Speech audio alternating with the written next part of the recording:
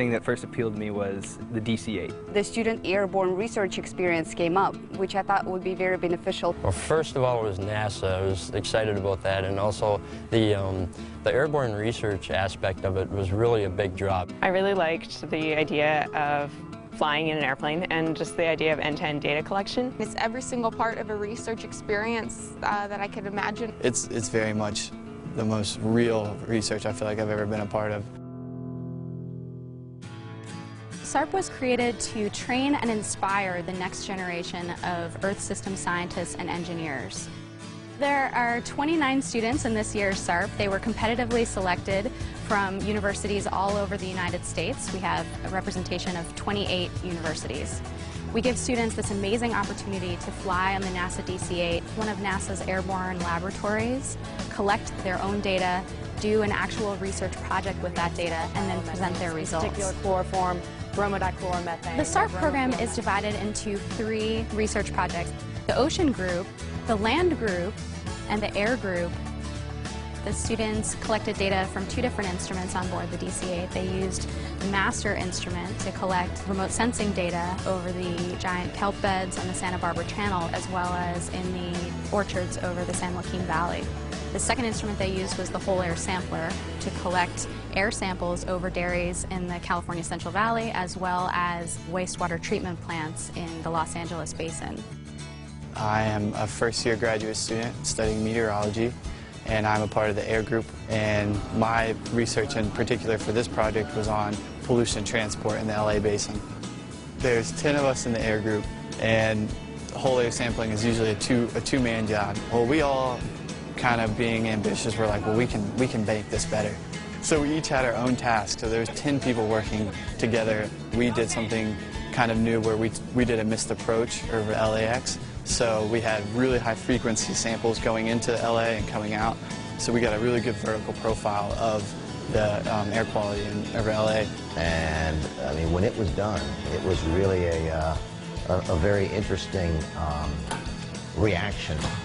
They all were happy, and they had a group hug, and I think from that time on, they really felt part of a team. And it's also exciting to see these students develop from their pure scientific discipline background into a more interdisciplinary background, and how they feed off of each other and their ideas, and one student's a chemist, one's a physicist, and so how they've been building their project.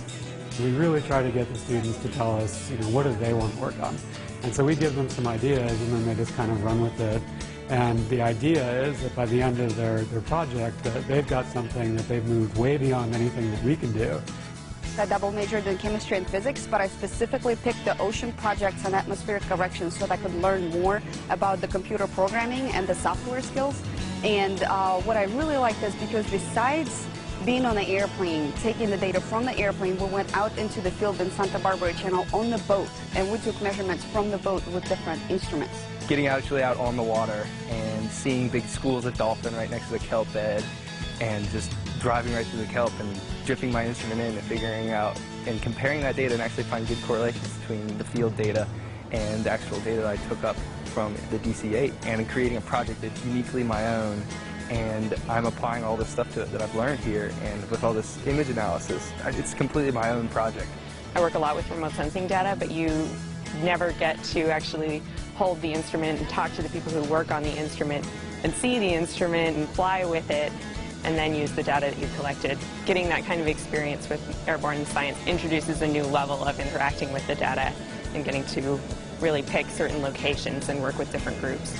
What's exciting about SARP is that maybe people who were in universities or colleges, that they didn't have these large research programs, because a lot of times these research programs are in big universities. They get to see and realize that they have these skills already and this way of thinking that can be applied to a more diverse set of scientific questions. So I think for a lot of these students, especially the ones majoring in math or physics, earth science was not a career that had really occurred to them before this program. Being from a small liberal arts college, I don't have this kind of opportunity to participate in research like this. I've never really had a prior background in earth system science before. I haven't used many of these computer programs before.